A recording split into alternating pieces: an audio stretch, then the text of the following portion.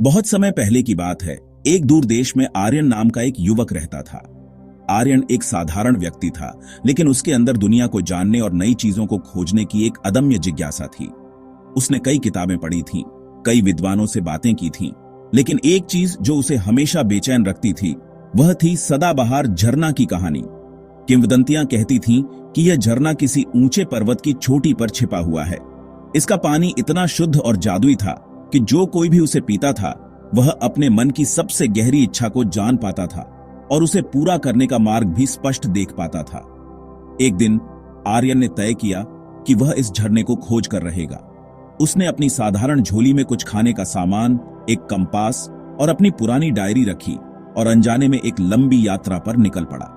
उसकी यात्रा आसान नहीं थी। उसे घने अंधेरे जंगलों को पार करना पड़ा, जहां कीड़े मकोड़ों की आवाजें गूंजती थीं। उसने रेगिस्तानों की तपती रेत पर चला, जहां सूरज की गर्मी उसकी सहन शक्ति की परीक्षा ले रही थी। वह ऊबड़ खाबड़ पहाड़ियों पर चढ़ा, जहां हर कदम पर संतुलन बनाना जरूरी था। अपनी यात्रा के दौरान आर्यन कई तरह के लोगों से मिला। उसने एक बुजुर्ग किसान की मदद की, जिसने उसे एक गुप्त रास्ता बताया। वह एक कलाकार से मिला, जिसने उसे सिखाया कि विपरीत परिस्थितियों में भी सुंदरता कैसे ढूंढी जाती है।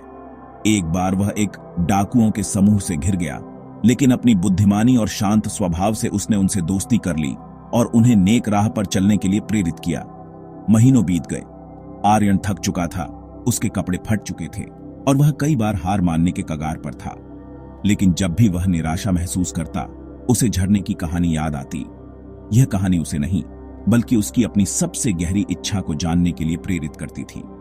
एक शाम जब वह लगभग अपनी उम्मीदें छोड़ चुका था, तो उसने दूर क्षितिज पर एक ऊंचा, बर्फ से ढका पर्वत देखा। किंवदंतियों के अनुसार यही वह पर्वत था। आर्यन में एक नई ऊर्जा आ गई। पर्वत पर चढ़ाई सबसे कठिन थी। हवा इतनी ठंडी थी कि हड्डियां जमने लगी थीं और रास्ता बर्फ और पत्थरों से भरा हुआ था। कई दिनों की अथक चढ़ाई के बाद वह आखिरकार चोटी पर पहुंचा। वहां एक छोटी सी गुफा के अंदर उसे वह सदाबहार झरना मिला। वह झरना किसी धातु की तरह चमक रहा था और उसका पानी नीचे एक छोटे क्रिस्टल साफ कुंड में गिर रहा था। पूरा वातावरण शांत और जादुई था। आर्यन ने धीरे से अपने हाथों में पानी लिया और उसे पी लिया। पानी पीते ही उसके मन में कोई बड़ा रहस्य उद्घाटन नहीं हुआ, कोई तेज रोशनी नहीं चमकी। इसके बजाय एक गहरी शांति ने उसे घेर लिया। उसकी आंखों के सामने एक के बाद एक उसकी यात्रा के सारे पल घूमने लगे।